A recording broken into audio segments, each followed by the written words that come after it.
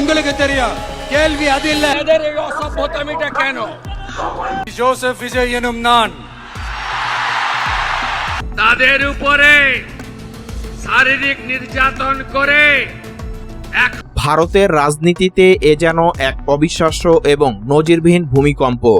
দক্ষিণের সিনেমা রূপালী পর্দা কাঁপানো মেগাস্টার, কোটি কোটি ভক্তের নয়নের মণি থালাপতি বিজয় সরাসরি চ্যালেঞ্জ ছুড়ে দিলেন বাংলার হেভিওয়েট বিজেপি নেতা শুভেন্দু অধিকারীকে।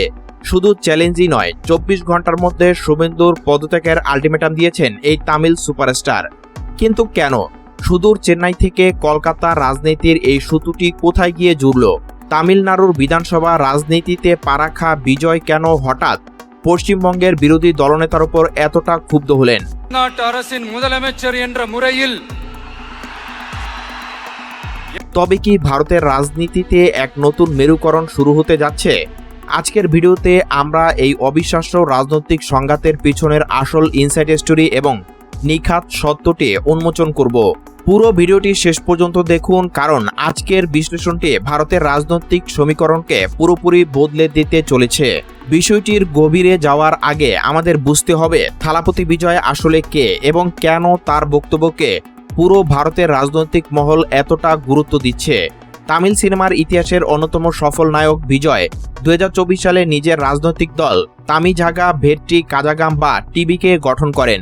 2026 সালের তামিলনাড়ু বিধানসভা নির্বাচনকে সামনে রেখে তিনি এখন পূর্ণাঙ্গ রাজনৈতিক নেতা।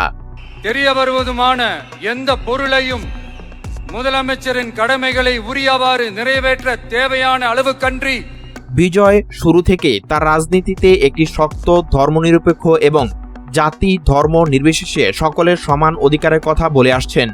তিনি তার দলের নীতি হিসেবে পেরিয়ারের সমাজ সংস্কার এবং ডক্টর বি.আর. আম্বেদকরের সংবিধানের আদর্শকে বেছে নিয়েছেন, অর্থাৎ বিভাজনের রাজনীতির কট্টর বিরোধী থালাপতি বিজয়। আর ঠিক এখানে পশ্চিমবঙ্গের বিজেপি নেতা শুভেন্দু অধিকারীর উগ্র মেরুকরণের রাজনীতির সাথে সংঘাত বেঁধেছে বিজয়ের রাজনৈতিক দর্শনের। কিন্তু প্রশ্ন হলো, শুভেন্দু অধিকারীর সাথে বিজয়ের এই সরাসরি সংঘাতের সূত্রপাত কিভাবে হলো? সূত্রপাত হয়েছে পশ্চিমবঙ্গের সাম্প্রতিক রাজনৈতিক পরিস্থিতি এবং শুভেন্দু অধিকারী অতি আগ্রাসী কিছু মন্তব্যকে কেন্দ্র করে। শুভেন্দু অধিকারী পশ্চিমবঙ্গের নির্বাচনে মুসলিম ভোটারদের ভূমিকা পুরোপুরি অস্বীকার করে এবং প্রতিনিয়ত ধর্মীয় মেরুকরণের বক্তব্য দিয়ে ভারতের ধর্মনিরপেক্ষ ভাবমূর্তিকে আঘাত করছেন বলে অভিযোগ উঠেছে। সম্প্রতি শুভেন্দুর কিছু মন্তব্যের তীব্র প্রতিক্রিয়া দেখিয়েছে দিল্লির বড় বড় রাজনৈতিক দলগুলো। কিন্তু সবাইকে অবাক করে দিয়ে দক্ষিণ ভারতের এই উদীয়মান রাজনৈতিক শক্তি থালাপতি বিজয় এই ইস্যুতে সরাসরি মুখ খুলেছেন। বিজয় এক বিবৃতিতে বলেছেন, কোনো নেতা যদি দেশের একটি বড় অংশের নাগরিককে ধর্মের ভিত্তিতে বাদ দিয়ে রাজনীতি করতে চান, তবে তার সংবিধানের শপথ নিয়ে ক্ষমতায় থাকার কোনো অধিকার নেই। বিজয়ের দল থেকে স্পষ্ট আলটিমেটাম দেওয়া হয়েছে, শুভেন্দু অধিকারী যদি তার বিভাজনের রাজনীতি এবং উগ্র মন্তব্য প্রত্যাহার করে পদত্যাগ না করেন, তবে দেশজুড়ে তার দলের পক্ষ থেকে তীব্র গণতান্ত্রিক আন্দোলন গড়ে তোলা হবে। থালাপতি বিজয়ের এই আলটিমেটামটাকে রাজনৈতিক বিশ্লেষকরা কেবল একটি সাধারণ বিবৃতি হিসেবে দেখছেন না, এর পিছনে রয়েছে এক গভীর ভূ রাজনৈতিক সমীকরণ। ভারতের রাজনীতিতে দীর্ঘদিন ধরে একটি বিতর্ক চলছে। উত্তরের হিন্দি বলয়ের উগ্র হিন্দুত্ববাদ বনাম দক্ষিণের আঞ্চলিক প্রগতিশীল রাজনীতি। বিজেপি যখন পুরো ভারতে ধর্মীয় মেরুকরণের কাঠ খেলে ক্ষমতা ধরে রাখতে চাইছে, তখন দক্ষিণ ভারত বিশেষ করে তামিলনাড়ু, কেরালা ও কর্ণাটক সবসময় এই উগ্রবাদের বিরুদ্ধে প্রতিরোধ গড়ে তুলেছে। থালাপতি বিজয় এখন নিজেকে কেবল তামিলনাড়ুর মধ্যে সীমাবদ্ধ রাখতে চান না, তিনি প্রমাণ করতে চান যে ভারতের ধর্মনিরপেক্ষতা এবং সংবিধান বাঁচানোর লড়াইয়ে দক্ষিণের তরুণ সমাজও আজ সমানভাবে সোচ্চার। শুভেন্দু অধিকারীকে পদত্যাগের আলটিমেটাম দিয়ে বিজয় আসলে দিল্লির কেন্দ্রীয় বিজেপি নেতৃত্বকে একটি কড়া বার্তা দিলেন যে বাংলার মাটিতে ধর্মের নামে ভাইয়ে ভাইয়ে বিভেদ সৃষ্টি করার খেলা দক্ষিণ ভারতের নেতারা আর মুখ বুজে সহ্য করবে না। সুদূর দক্ষিণ থেকে আসা এই আলটিমেটামের পর পশ্চিমবঙ্গের রাজনীতিতে এখন রীতিমতো তোলপাড় শুরু হয়েছে। তৃণমূল কংগ্রেস এই সুযোগ হাতছাড়া করেনি। তারা থালাপতি বিজয়ের এই বক্তব্যকে স্বাগত জানিয়ে বলেছে, বাংলার মানুষের মনের কথাই আজ দক্ষিণ ভারতের সুপারস্টার বিজয়ের মুখে প্রতিধ্বনিত হয়েছে। অন্যদিকে শুভেন্দু অধিকারী এবং রাজ্য বিজেপি শিবির এই আলটিমেটামকে পাত্তাই দিতে চাইছে না। শুভেন্দু অনুগামীদের দাবি, বিজয় তামিলনাড়ুর নায়ক, বাংলার মাটির রাজনীতি নিয়ে কথা বলার বা আলটিমেটাম দেওয়ার কোনো এখতিয়ার তার নেই। কিন্তু রাজনৈতিক বিশ্লেষকরা বলছেন ভিন্ন কথা। বিজয় শুধু একজন অভিনেতা নন, যুব সমাজের আইকন। সামাজিক যোগাযোগ মাধ্যমে তার কোটি কোটি অনুসারী রয়েছে, যার মধ্যে পশ্চিমবঙ্গের যুব সম্প্রদায়ের একটি বড় অংশ অন্তর্ভুক্ত। ফলে বিজয়ের এই ডাকবাংলার তরুণ ভোটারদের উপর, বিশেষ করে যারা উগ্র রাজনীতি পছন্দ করেন না, তাদের উপর এক বিশাল প্রভাব ফেলতে পারে। அமைச்சரின் கடமைகளை உரியவாறு நிறைவேற்ற தேவையான அளவுக்கன்றி ஒருவரிடமோ பலரிடமோ 2026 সালের এই বর্তমান সময়ে দাঁড়িয়ে ভারতের রাজনীতি এক নতুন মেরুকরণ দেখছে।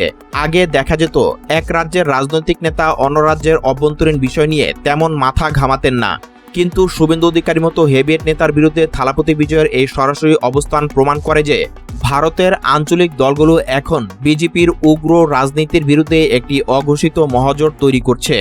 বিজয় খুব ভালো করেই জানেন, তামিলনাড়ুর মাটিতে পা রাখতে হলে তাকে সর্বভারতীয় স্তরে বিজেপির এই আগ্রাসী নীতির বিরোধিতা করতে হবে। আর সেজন্যই তিনি পশ্চিমবঙ্গকে বেছে নিয়েছেন, যেখানে শুভেন্দুর অতি আত্মবিশ্বাসী উগ্র বয়ান খোদ হিন্দু ভোটারদেরও অনেকের মধ্যে ক্ষোভ তৈরি করেছে।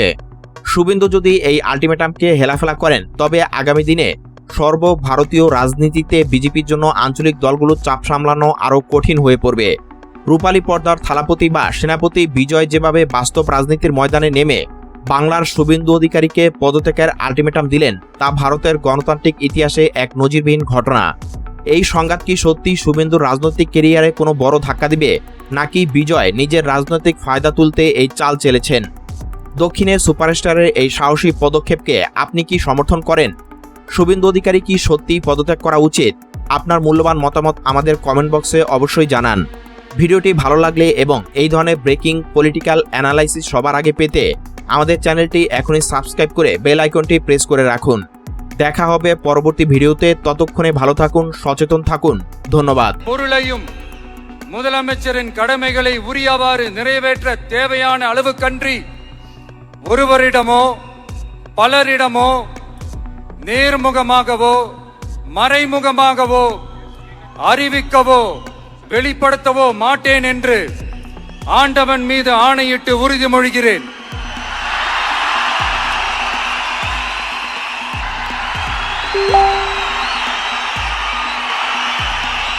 27 তারিখ বিকালে মহামিছিল হাজরা থেকে এক্সাইড মমতা ব্যানার্জির পরাজয়ের শোভাযাত্রা হবে।